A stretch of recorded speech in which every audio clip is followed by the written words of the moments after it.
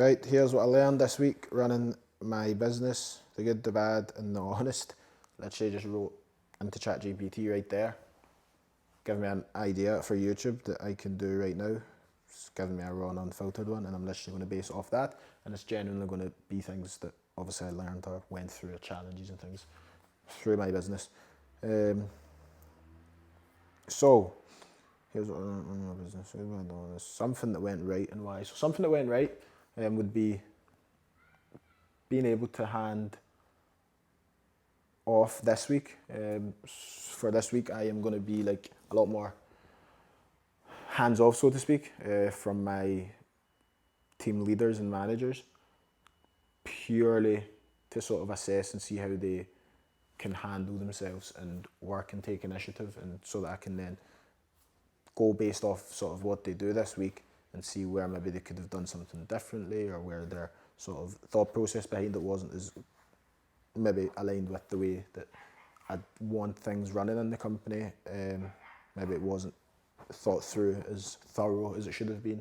Maybe whatever it is, or also looking and highlighting things that did go well, things that they handled well, things that they really thought about and did very well, so that they can do more of those things.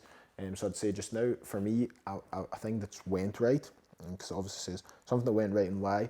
I'd say that something that's went right is me being able to actually do this, and the reason for that is because it was something that was very like far away a while ago, and it's actually here now, and it was something that I thought was going to be very difficult to sort of build and create and do, but it hasn't been. It's been a very good, smooth process. Definitely a few things and the bumps and things in the road that ideally shouldn't have happened or went on, or could have meant it was quicker, but all in all, very positive. And again, the reason for it is I'm now able to actually see how well my team can operate without me, so that I'm able to do more high leverage tasks, as everybody would sort of call them and say and do or whatever. But for me, it's just more so knowing that it's not reliant on me, because yeah, anything could happen to me.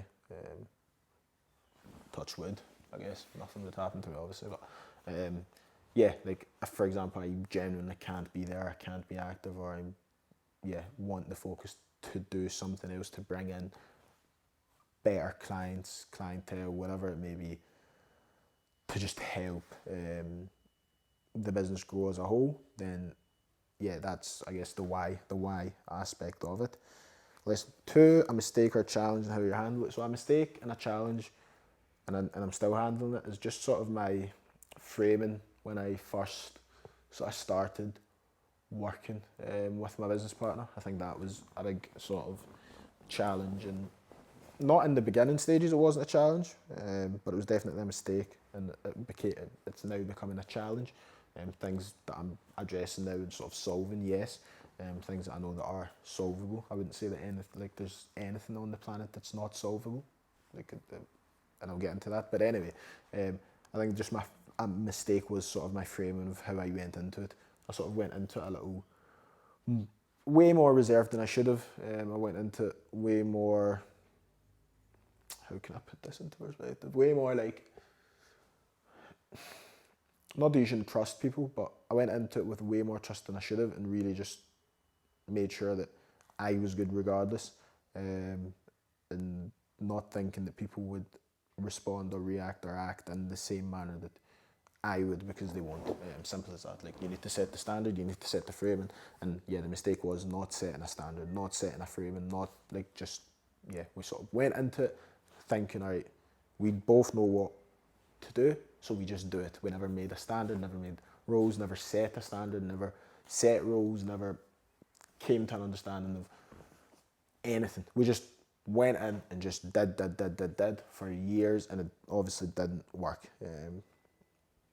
And that's obviously fixing, and yeah, I'd say that the challenge for that was just getting out of that routine of just doing, and thinking we're going to do our way to flipping being millionaires and billionaires, when it was just not going to happen, to be honest. Like, the chances of happening were like slim, and way more strenuous and stressful than just having set rules and just having standards and expectations. Lesson 3, a mindset shift or realization. So a mindset shift, would definitely be a few. I'd say I have had recently as well. One is that I just want to give people, I guess, is just when you do hire and when you do train, like make sure that you are willing to do that thing with them. You are able to do that thing yourself, and you would do that. Well, I already said willing to do that thing yourself. You're able to do that thing yourself, and the last thing is you're willing to and able to sit there with them and go through it with them so that they have an understanding of it. If you're not ready and able like to do those three things, then I don't think you should give it to someone else to do until you are able and ready to do those things. Because sitting there with them and teaching them and going through whatever questions they have literally allows you to refine that process or whatever it is that they are tasked with doing. Allows you to make it so easy that you could literally hand it to anyone and they're able to do it. So that's why it's very, very, very important that you are willing to actually do those things and that you can do those things, and that you don't need to be able to do them things perfectly, but at least you have an understanding and you know how to do them. You can do them, you're willing to do them, and you're willing to do it with them. And I think that's very important. And my mindset shift is definitely one that I heard about a farmer and planting seeds. Like the farmer just plants the seed. The farmer doesn't stand there and sort of shout at it or like get it to grow. And the other part of that was that when you're looking at people, you're looking at them from a standpoint of what you would do in that situation, rather than realizing they're not you and they wouldn't do what you would do in that situation, because again, they ain't you. You like that was definitely a big mindset shift. And then also letting people just let them. That let them theory that my brother sent me recently, just letting sort of people go ahead and learn their lessons and do their things and whatever they think is right, as long as obviously it doesn't have a complete detrimental effect on whatever it is that you're doing. Being calculated with it, and the chances are that it won't have a detrimental effect on what you're doing, is like if what you're doing is actually just that solid, should be solid enough that no matter what someone does, it shouldn't affect shouldn't affect things, and you should be able to just have whatever you're doing that solid, that sturdy, built on such good foundations that people are able to make mistakes and learn. You know what I mean? Like people are able to, if they're going to like a driving school, you put the what do you call it, the bumpers and things all around the course, the buckets filled with water and all that, just in case. But even them crashing or making that mistake wouldn't destroy or completely ruin whatever it is you got going on. Like you should just let people, because you're that solid in yourself and what you're doing, that they can't actually affect it at all. They can make as many mistakes as they want, and as long as they're learning from those mistakes and actually, I guess, improving from them. So yeah, I'd say that's sort of the three things so far that that ChatGPT asked me to say or talk about.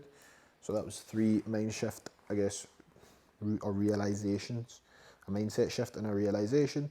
A mistake, how I was handling it was, just to go back, a way that I was handling that mistake is just setting standards and expectations now, although you could argue that it's late.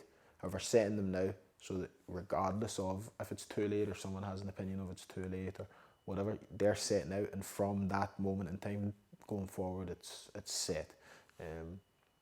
One thing that I would say is that when you set the standard, it's like you almost need to make it a clean slate. Otherwise, you set a standard and then you need to go back and loads of things just get dismantled because they don't reach that standard, but they reached the standard before because there was no standard before.